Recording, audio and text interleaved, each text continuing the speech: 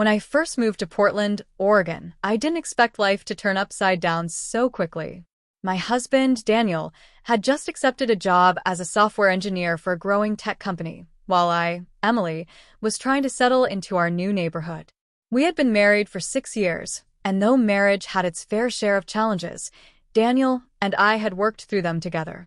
Our new home was nestled on a quiet street filled with trees that looked like they belonged on a postcard. I liked walking our golden retriever, Max, down the lane every evening and waving at neighbors who were slowly becoming familiar faces. But one neighbor in particular, Claire Matthews, stood out more than anyone else. Claire was in her early 30s, close to my age, with a warm smile that instantly put people at ease. She lived across the street, worked as a freelance graphic designer, and had this charisma that drew people toward her. At first, I was glad to have made a potential friend so quickly, but soon I started noticing something unusual: the way Claire looked at Daniel. It wasn't overtly inappropriate, but it was enough to make me wonder. When Daniel and I would invite neighbors for coffee, Claire always seemed to laugh a little harder at his jokes, hold eye contact a little longer, and bring up topics that Daniel loved to talk about: sports, movies, tech trends, almost as if she had done her homework. At first, I brushed it off. Maybe she was just friendly. Maybe I was being overly sensitive. But the more time passed, the more I couldn't ignore it. One afternoon, while sipping iced tea on our porch, my best friend from college, Sarah, called me. I shared my observations, and she chuckled on the other end of the line. "Emily, you've always had a good gut instinct," Sarah said. "If you feel like she's into him, maybe she is. But don't panic. Just handle it with confidence." Her words stuck with me. Confidence. That was the key. Instead of keeping Claire at arm's length, I decided to invite her in closer. If she admired Daniel, fine, but she was going to see who we really were as a couple.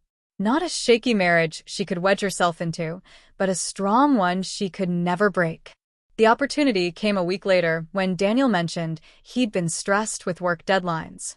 I thought hosting a small dinner would lift his spirits. And I knew exactly who to invite. When Claire stepped into our home that evening, she looked surprised but pleased. "Wow, Emily, this place is beautiful," she said, glancing around at the family photos on the wall: wedding pictures, vacations, goofy snapshots of Max wearing sunglasses. I smiled warmly. "Thanks, Claire. Come in. Dinner's almost ready." We set the table with grilled salmon, roasted vegetables, and a big salad. I watched carefully throughout the evening, but instead of trying to push her away, I leaned into the moment. I asked Claire about her design projects, encouraged her to share her passions, and made sure Daniel saw that I valued her as a person. The three of us laughed over stories of childhood mishaps and compared favorite movies. At one point, Claire glanced at the photos again and asked, "You two look so happy in these. What's your secret?" Daniel and I exchanged a look and chuckled. He reached for my hand across the table. "Honestly, we talk through everything, even the hard stuff, especially the hard stuff." I nodded, and we make sure to never take each other for granted. Claire smiled, but there was something in her eyes, a flicker of realization, maybe even respect. I think she had expected cracks in our marriage, but instead she saw how solid it was. After dinner, we played a board game in the living room, with Max lounging at our feet. The room was filled with laughter, not tension. It was the kind of night that reminded me why I loved having people over: connection, joy, friendship. When Claire left, she hugged me tightly. "Thank you, Emily. Tonight was really nice." Over the next few weeks, something shifted. Claire still stopped by sometimes, but her energy was different. She no longer lingered on Daniel's words the way she used to. Instead, she and I began to bond, sharing coffee, going for walks, even brainstorming creative ideas together. She saw me as more than just Daniel's wife. She saw me as Emily. One sunny afternoon, as we sat on her porch sketching ideas for a community mural project, she turned to me and said, "You know, I used to admire Daniel a lot. But now I realize what I was actually drawn to was the way you two work together.